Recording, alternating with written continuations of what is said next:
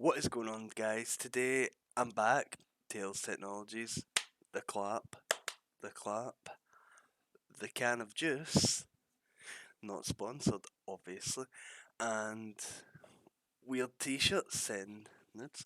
But it means noodles, not images of people, because that's bad. Never do that. Unless consensual, obviously. Get nothing to do with this video, so let's continue on. Today, the tutorial focuses on how to connect a PS4 or PS5 controller to your PC for you to use rather than using an Xbox controller.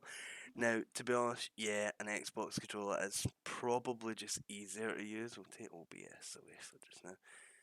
We'll just put this up so you can actually see some other than me. Been playing Fallout 76 recently. Now, as I was saying before, obviously Xbox controls easier to use. It's more widely considered when developing for PC because of the Windows and the Microsoft ecosystem and stuff. But if you mainly grew up in PlayStation like me and you've made the jump to PC recently, and you don't want to have to go out spend 40 to 60 pounds or dollars on another controller, and you'd rather just use the one you have and you've not got a single Xbox lying about the house. Today I'm going to show you how you will do that. So first you want to go down to the link in the description to this website. It's called ds4windows.com, and you want to quickly just download and install the program. Now, before you do that, make sure that your controller is either plugged in via a USB-C cable, if it's PS5, if it's PS4 it'll be micro USB. So if you want to do that, unless, which you do what I do, and make sure your control's on, like that, in searching, it will flash blue if it's searching, and you want to come down here and type in Bluetooth in other settings and add Bluetooth or other device, and it will come up as wireless controller, and you simply want to just connect that way, because I'll tell you what, it's so much easier in the long run, because wireless game, you can sit back, you don't need to be hunched over with a wire, because let's be honest, if you're playing with controller, that's one of the reasons why. You just do that, and obviously, as it says, download and install this, and when it might ask you to restart your computer, it didn't with me, but I have read online that it has asked other people to do so. So now you'll have a shortcut on your desktop with this little controller icon. It's a little DualShock 4. As you can see, I've put it on my taskbar, so it says DS4 Windows.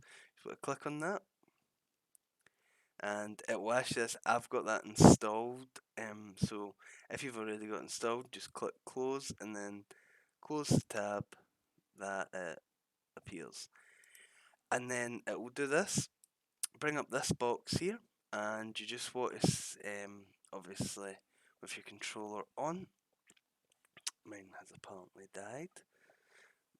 As you can see, mine's at 0%, and it should, if you need to click start, if it doesn't say stop down here, then you just need to click where it says start, and it will automatically detect your PS4 or 5 controller, and now mine's is disconnected because it's dead. I was just using it for example purposes. So that's it, guys. Really, it's so simple.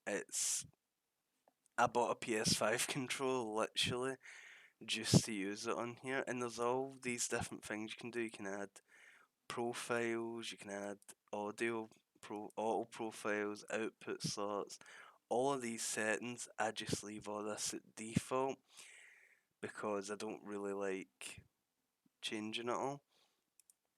Now, To be fair, some games, such as Persona 5 Strikers, will just recognise a PS4 or 5 controller off the bat, so you won't actually need to go in and change anything or use software like this. But those games are few and far between.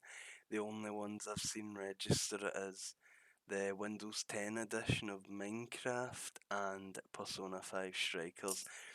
Everything else I've required to use this software, which it says it will just come up the Xbox One face buttons and buttons or in game, but you would just use solely X is A, square is X, circle is B, triangle is Y, so on and so forth. So if you've never used a Xbox controller before, that can take some getting used to. And the touchpad itself, there, on PS4 and PS5 control, those would just act as merely a mouse. So you can actually use that and click it in if you want to, if you can't be bothered using your mouse. Now, it's also a need to mention that Steam actually has built-in controller profiles for PS4 and PS5 controllers. However, once again, that only works with certain games, and the only ones I've got it to work on are Persona 5 Strikers. That's it, really. All the other games I've had to use that software. Um, Even FIFA, I was really surprised at, didn't work with the software. So anyway, guys, I hope that has told you how to get it. Just follow my instructions and download and install the software that's in the description. Any questions, just leave it in the comments. Please like and subscribe if you enjoyed this video. And I will catch you guys in the next one. Hopefully, we'll most likely be playing a game in the next one. Anyway, guys, catch you next time. Cheers.